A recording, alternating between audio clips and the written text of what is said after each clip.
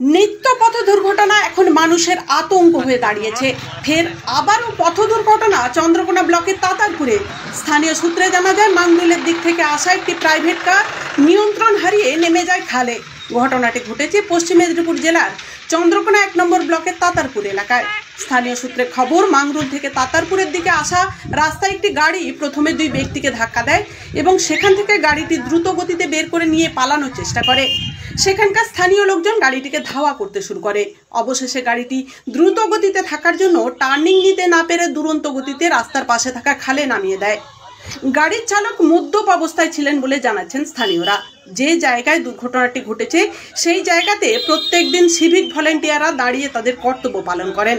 সেই মতো আজও এক সিভিক ভলেন্টিয়ার তার কর্তব্য পালন করছিলেন। ঠিক সেই সময় তিনি লক্ষ্য করেন একটা গাড়ি আসছে খুব দ্রুত গতিতে। ওই সিভিক তখন দৌড়ে কিছুটা সরে যাবার চেষ্টা করে এবং কোনো রকমে প্রাণে রক্ষা পায় সে। প্রায়শই ঘটছে এই পথ দুর্ঘটনা। এক গাড়ি চালকের গাড়ির প্রচণ্ড গতির বলি হচ্ছে একাধিক সাধারণ মানুষ। চন্দ্রকোনা থেকে বিপ্লব সরকারের রিপোর্ট। সংবাদ পাঠে আমি Papiya Bandyopadhyay, Ghatal, Republic TV digital media. এইভাবে গাড়িটা কত শিব মন্দিরের কাছে দুজনকে ঠুকে দিয়েছে সবাই হো করতে ফুল স্পিডে 150 পিক আপ ছিল।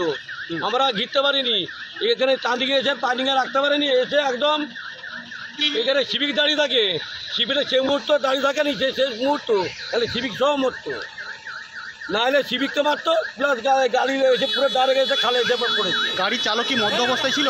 গাড়ি পুরো মদ খেয়ে অবস্থায় আছে। গাড়ি চালক খুব মদ অবস্থায় আছে, ফুল মানে মদ খেয়ে আছে, তার দাঁড়াতে পারেনি। আমার অবস্থা সেও তাকে ট্রেনে বার করা হয়েছে, গিয়ারে বসে গেল। আপনার নাম? আমার নাম শেখ হাফিজুর রহমান।